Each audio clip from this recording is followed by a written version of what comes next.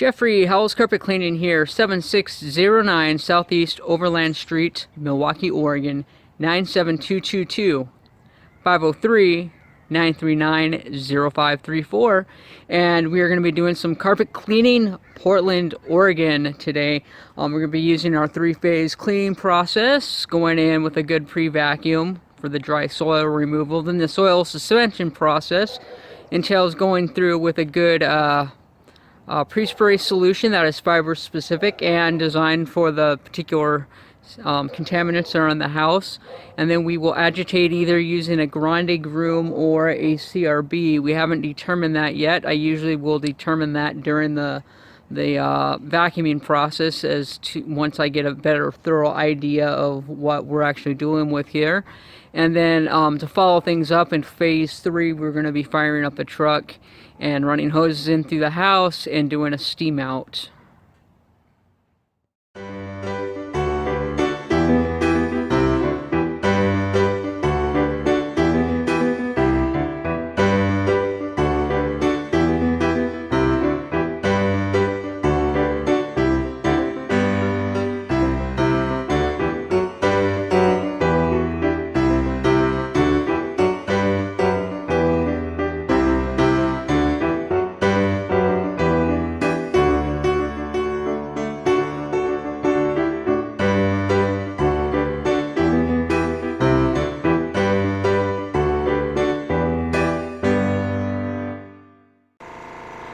Moving right along to phase 2, which is a soil suspension process, we put down a cleaning solution down on the floor. Upon evaluation, as we were going through with our pre-vacuum in phase 1, I did notice that there was tons and tons of debris on the carpeting, but it all got lifted up due to the vacuum, and I noticed that we're probably not going to need the agitation of the CRB today, I believe, and feel comfortable just using the grande groom. It should do a fantastic job. We'll get the cleaning solution in there, we'll agitate it well, and we'll get things all prepped up for the soil suspension process. We'll let the chemical dwell on the carpet, let it do its thing as far as loosening all that dirt up in the carpeting and the things that stick like Velcro to the fibers, the carpet fibers. That's what the cleaning solution is for. And then it also obliterates all those sticky residues that attract soils as well. So it kind of does a double whammy. It has two purposes in the carpeting in terms of cleaning and deodorizing and sanitizing and all that good stuff.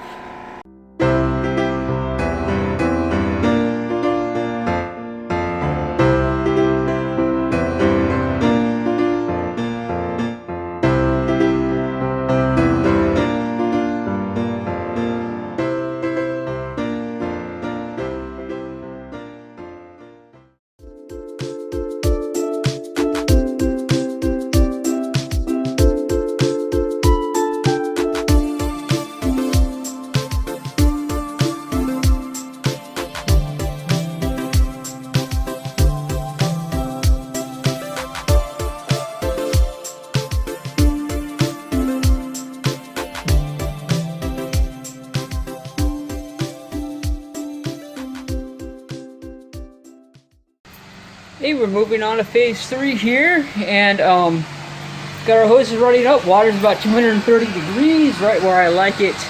Water pressure, we're probably about 300 psi, 400 psi. I kind of want to keep it low just so we don't, these carpets aren't heavily soiled, so there's no need really to blast it with water. I know a lot of cases, that's what they substitute agitation with, is with just blasting it with high amounts of water. But when you do that, you're also saturating the carpets as well. So when you when you are able to perform some sort of agitation, you can keep your water pressure down, rinse with a little less water. It does the exact same thing. I know they were talking about chat there on the boards there on Facebook. Look into it, it's good stuff. You'll be able to rearrange your cleaning formula to do all kinds of awesome things with your chemical heat agitation and dwell time that you allow for the carpeting. I know a lot of people diss the IICRC, but that is probably the biggest bit of information that I got from it that has helped me out immensely over the years with the carpet cleaning. So right now we're going to go ahead and give this bad boy a steam out. And then I'm also wearing the steer anchor around my neck. We were a little short, so I couldn't exactly, I'm going to come back here real quick. I couldn't exactly anchor this up here, so by the time we start coming down the hallway, there'll be a lot of slack, and I'll go ahead and anchor this off, because when I come through here and do this bedroom, and in here, in this bedroom, I don't want to have to deal with gravity pulling my hoses and lines down the stairway, because that's extremely annoying. So we'll go ahead and get going here.